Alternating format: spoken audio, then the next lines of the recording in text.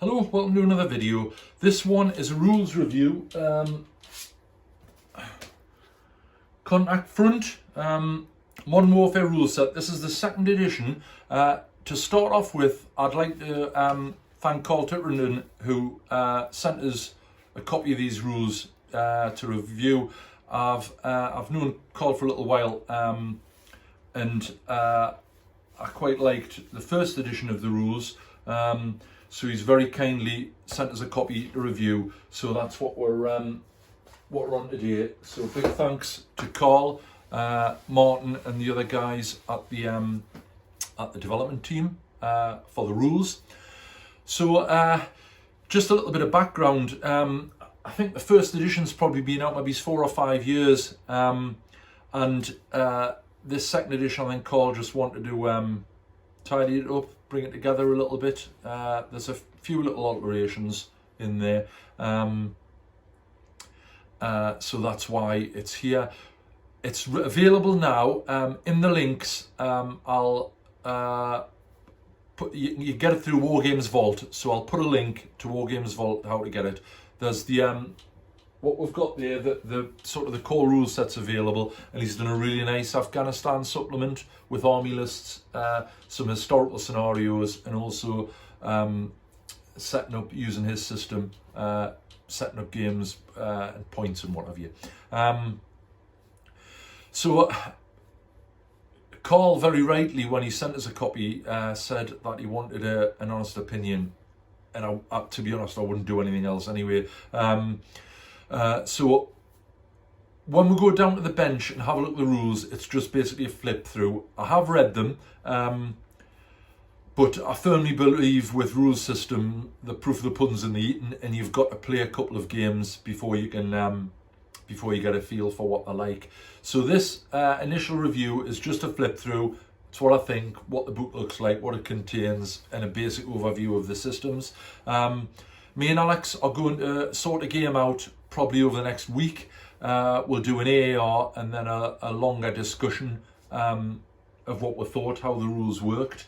So I suppose really you could argue it's in 2 parts. So what we'll do now, we'll go down the bench and have a look at the book. Right, so Contact Front. I've put this with all PDFs. I print them out, and I get these other Tiger ring binders from Amazon. It's just easier to work with, and I get them in that. So to start off with, I've thinned a little bit of the rules out. There's obviously a little bit of bump at the beginning, and an index at the beginning. I haven't copied that because I tend not to use it when I'm using the rules. So to start off with an introduction, you can see from the from this page, there's some really nice colour images inside that Carl and the team have taken. They're mainly 20mm figures. Mentions the various manufacturers at the beginning of the rules, and obviously the way it's been laid out's quite nice. There's also these drawings by Dickie Boyd. People who are on the Facebook page will know about it. So basically there's an introduction. It then goes on to describe what you need. Obviously it's normal stuff: miniatures, terrain, equipment, dice. This system uses D3s, D6s, D8s, D10s, and you can use a scatter dice. There is some scope for tokens. I obviously use them all the time. I tend to make my own because I don't like the card tokens on the tabletop. You're looking for, with this system, I think you're looking at pinned, watch and shoot, down, and maybe a few other minor ones.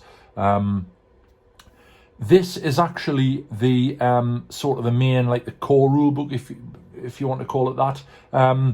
They have also released a full Afghanistan supplement, which I've seen, and that's really nice. Obviously got lots of stuff in, and I think there is a free download of a British Army mid-war Afghanistan, so 2006 to 2014, that sort of period, and a Taliban list for you to use. That's downloadable from either, I think it's the Facebook page or the website, but obviously if you look, I'll put some links in the description. You'll be able to find that out.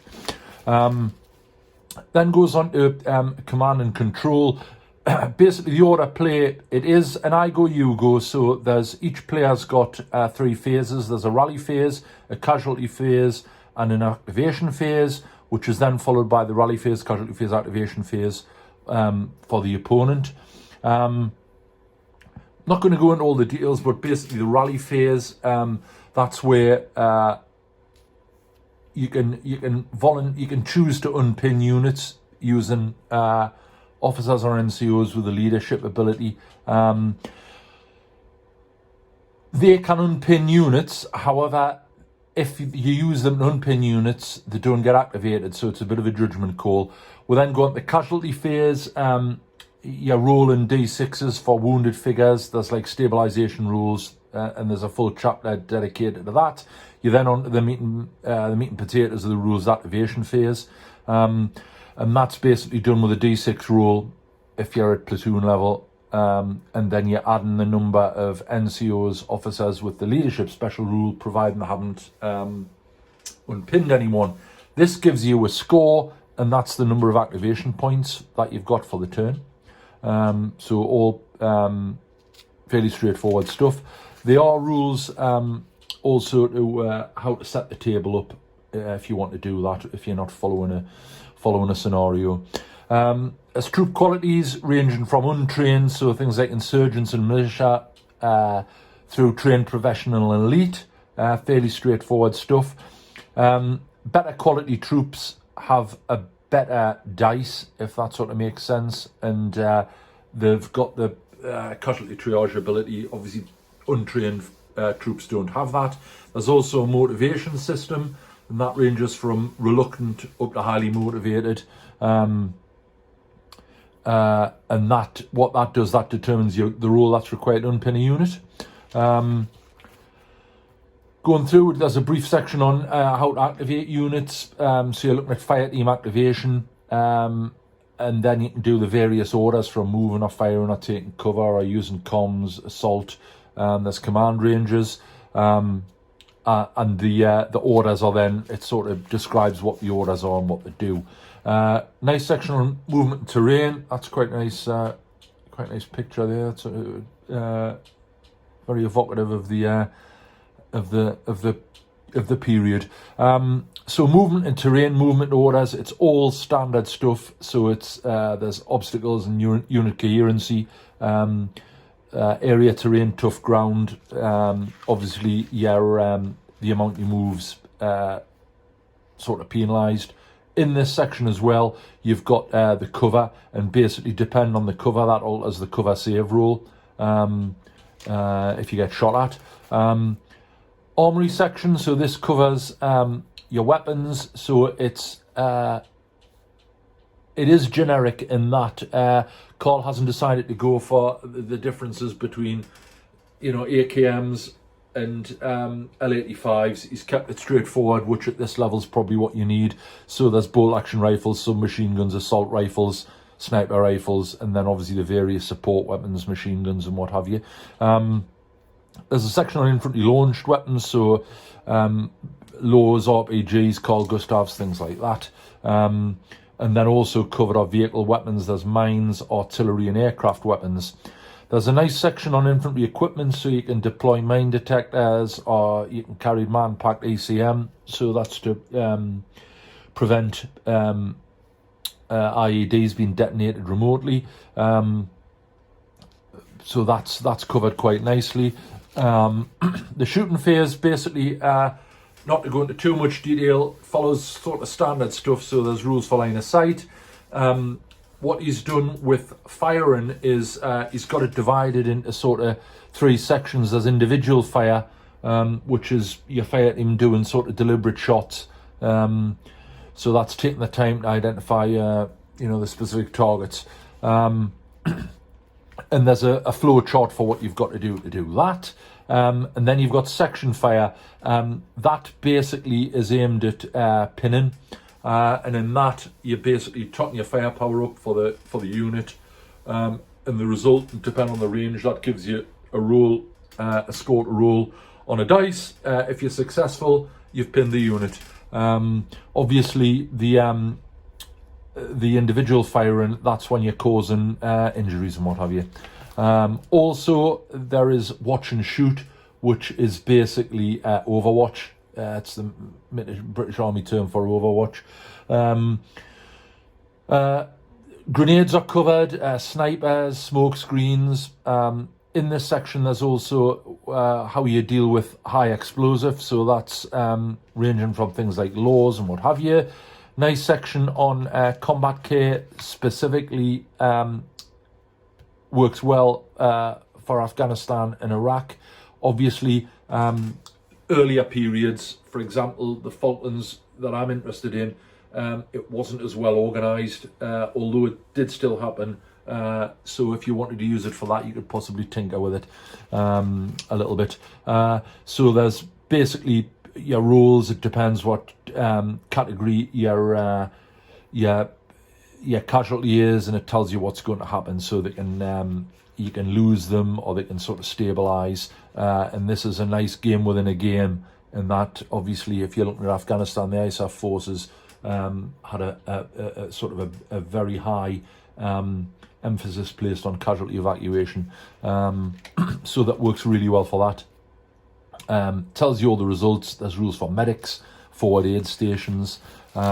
You're then going on to vehicles. There's quite a large section on vehicles, shooting at unarmoured vehicles, shooting at armoured vehicles. Ideal for Afghanistan rules of engagement. So this is quite cleverly done. Depending on the range, the figures are roll, you're rolling the dice, and it tells you what happens. There's rules for civilians, capture and apprehending people, nice rules for hiding in plain sight. There's a separate section on artillery, basically all straightforward, goes through it, tells you what to do, lots of flow charts, which is really nice. Everything's well laid out. And obviously all of your various weapons ranging from light mortars up to sort of heavy artillery. The Dicky Boy drones are quite nice. It goes quite well with the publication. Very tidy. And then there's a section on engineers and explosives, IEDs, how to deal with those. Obviously very significant if you're looking at the middle to late war British involvement in Afghanistan.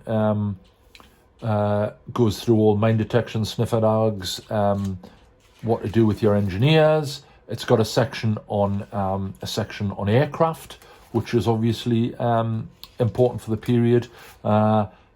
Through everything, as I mentioned in the introduction, this is just basically a flip through of the rules. Obviously, what I've found with rules is the proof of the pudding's in the eating, and although you can flick through and read it, you cannot get a good feel for them until you've certainly played a game or two. And that's what me and Alex will be doing with this. We'll be getting a game out just to see how it goes, and we'll obviously do an AR and report back on that. Section on night fighting, which is quite important. You've got the various factors depending on how dark it is, and illumination, muzzle flashes, things like that. Good section on urban fighting, so specifically in relation to opening doors and gates, assaulting rooms, things like that. There's then a section on victory conditions, how that's worked out, and there's a section on special rules. This is all of the sort of the buzzwords in the rules have got a section in here. So, for example, there's a line here, interpreter. If a unit has the interpreter special rule, they get a +1 any rule to determine the results of interaction with the locals. This includes one role in each turn for negotiations with local leaders, hearts and minds objective. So it tells you what the keywords are in the rules, and lets you know what to do in relation to that. There's also this mission creation thing, which is quite good. It is points based. As regulars will know, I'm not a fan of points based systems. Although I think if you're designing a rules system, you've probably got to put it in, because a lot of people like them. I'm not a fan. However, I can see the benefit for people for pickup games, or if they're going to a club one night and they just want to get something sorted out quickly. And I can see the advantages of it. Goes through various types of missions. There's also a little bit on campaign play, which is quite interesting. So as I've said, they look quite nice to me. Having said that, you can only tell once you've played a few games. It's obviously been a bit of a labour of love for Carl. He's made a nice job of it. It's well produced. It is available at the moment through Wargames Vault. I'll obviously put the necessary links in the description to take you to the page. For what it is, really reasonable. And at the moment, you can get the core rules, which this is, and you can also get the Afghanistan supplement. So there we are, folks. We'll have a quick chat at the end, and I'll tell you what my initial thoughts were. Right, so there we are, folks. Very obviously, you can see it's been a labour of love for Carl Martin and the other members of the design team. Really nicely produced. There is, I think they're working on an option to do a print on demand. I know some people aren't keen on PDFs, they like physical books. But I think they're working on an option to get that sorted. I think there's sometime this month. So that's all in the pipeline. For regulars to the channel, obviously they know the score. Any questions at all, drop them in the comments and we'll do our best to answer them. On the initial reading, I quite like them. As I've said, I'm going to keep my final judgment until after I've played a game, as you can never tell with any rule systems. But certainly, it's got a good background. The first edition played well. So hopefully this will only be an improvement. I have had a look at the Afghanistan supplement. One of my gaming friends bought a copy of it, and I had a quick flick through. It looks good. There's a lot of information in it, and that's certainly, I think, buying the system, you'll probably want to buy. You'd want to buy that. There is a free download, I think, of as I mentioned, of a British Army list and a Taliban Army list, but there's lots more in the supplement, and I think the majority of people would probably want the supplement when they buy the rules. So that's about it. Next up will be obviously we'll be getting the game sorted. I'm not sure whether we're going to go for a scenario or whether we're just going to put some troops on the table and move them about and just see how the rule systems work. I think that might probably be better. We'll not put masses and masses of stuff on. We'll keep it fairly straightforward, so you can see how the systems work. So that'll be coming up probably in about the next week. So once again, folks, thanks for all the support. Thanks very much indeed for watching, and we'll see you next time.